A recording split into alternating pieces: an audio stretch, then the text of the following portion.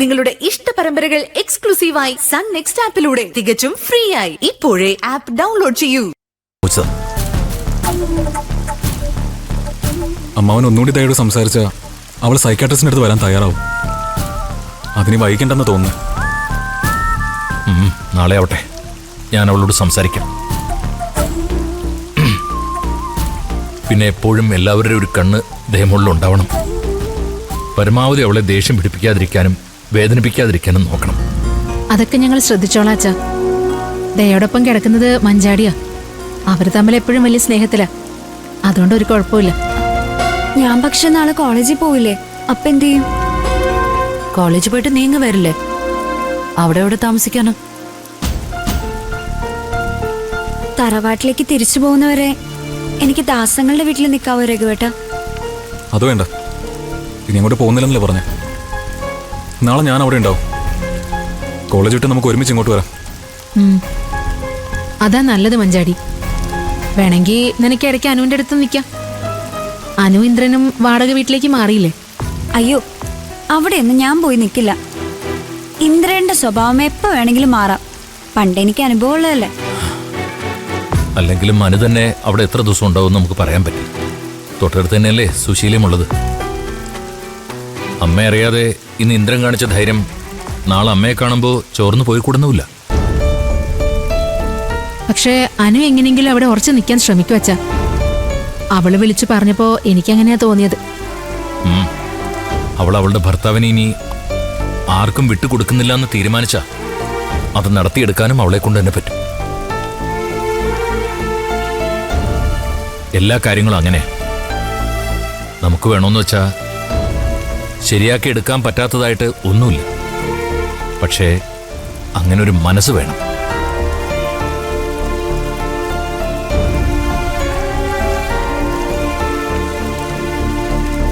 സച്ചിയുടെ മോളുടെ കാര്യം തന്നെ നോക്ക്.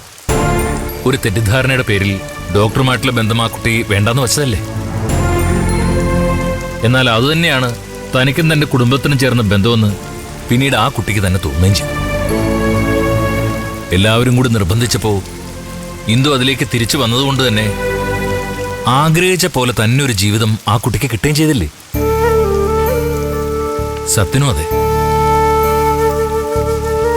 തനിക്ക് എന്തുകൊണ്ട് ചേരുന്നൊരു ബന്ധത്തിലേക്ക് തിരിച്ചു പോകാൻ തയ്യാറായതുകൊണ്ട് തന്നെ അവനും ജീവിതത്തിൽ സന്തോഷവും സമാധാനവും ഒക്കെ ഉണ്ടാവും.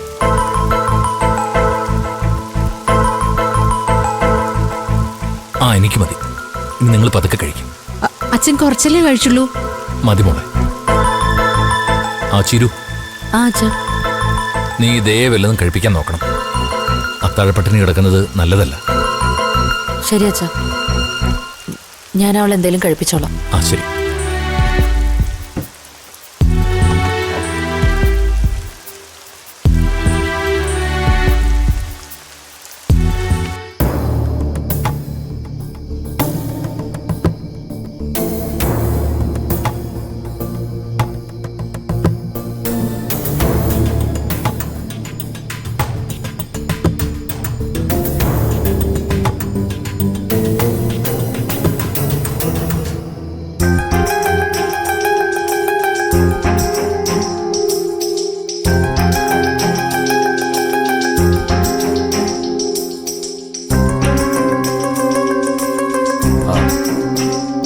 ആടാ, എല്ലാം ഭംഗിയായിട്ട്.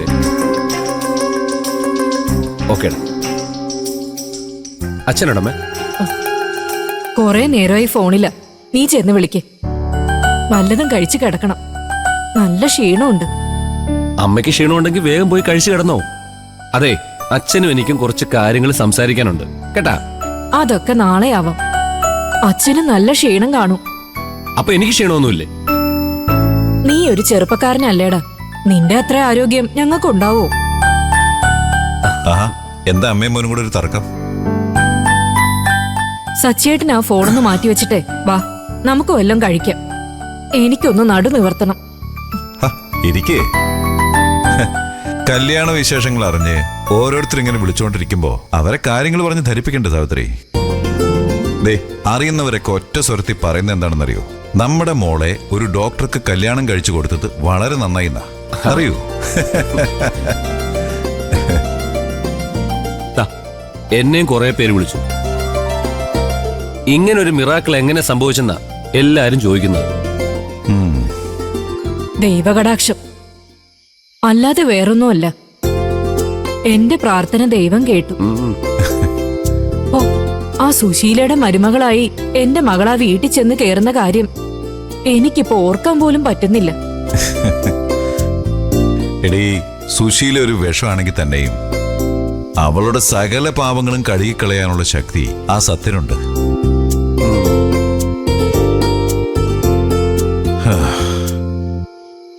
സത്യം പറഞ്ഞ നമ്മുടെ മകളെ അവളുടെ യോഗ്യതയ്ക്കനുസരിച്ചുള്ള ലൈഫിലേക്ക് പറഞ്ഞുവിട്ട ദൈവമുണ്ടല്ലോ, അത് നിനക്കറിയോ? ശരിക്കും സത്യനാ സാവിത്രി. അവൻ നല്ലവനാ, അതിൽ എനിക്കൊരു അഭിപ്രായ വ്യത്യാസവും ഇല്ല. പക്ഷേ സത്യം ചെയ്തു തന്ന സഹായത്തിന് എല്ലാ കാലത്തും അവനോട് നന്ദിയും ഉണ്ടാവും. അത് ശരിയാ. സത്യനെ നമുക്ക് ഒരിക്കലും മറക്കാൻ കഴിയില്ല. ഇന്ദുവിനെ കല്യാണം കഴിക്കാന്ന് പറഞ്ഞ അവന്റെ ലൈഫ് തന്നെ രക്ഷപ്പെടുന്നൊരു കാര്യമായിരുന്നു. എന്നിട്ട് നമ്മുടെയൊക്കെ മനസ്സറിഞ്ഞ് അവൻ നമ്മുടെ ഇന്ദുവിനെ രാഹുലിന് തന്നെ കൊടുത്തില്ലേ? പക്ഷേ സുശീല മകന്റെ പേരും പറഞ്ഞ് പരമാവധി ഊറ്റിയെടുത്തല്ലോ. അവസാന നിമിഷം സത്യം താലികെട്ടാൻ ഇറങ്ങണമെങ്കിൽ ഇന്ദു ചടങ്ങിന് അണിയാതെ വച്ച സ്വർണം മുഴുവൻ അവരെ ഏൽപ്പിക്കണമെന്ന് പറഞ്ഞില്ലേ? എന്നിട്ട് ആ സ്ത്രീ അത് വാങ്ങിച്ചില്ലേ?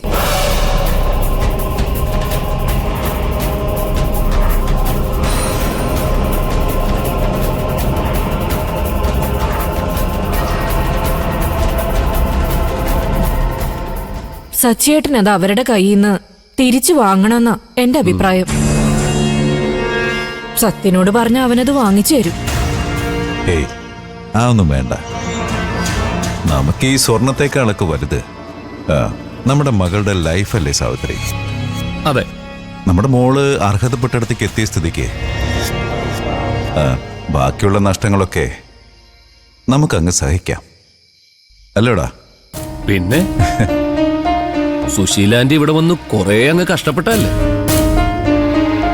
എന്തെങ്കിലുമൊക്കെ ലാഭം അവർക്കും വേണ്ടേ, അല്ലേ അമ്മേ?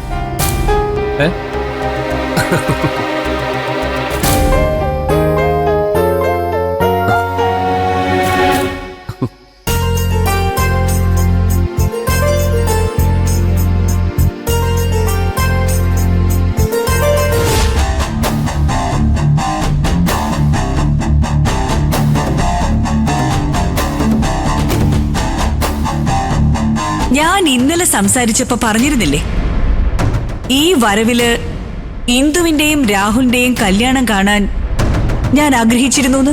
ഞാൻ നിങ്ങളുടെ എല്ലാ അനുഭവത്തോടു കൂടി ഒരു പെൺകുട്ടിയുടെ കഴുത്തിൽ താലി കെട്ടാൻ പോവാ. ആ പെൺകുട്ടി ഇന്ദുവല്ല.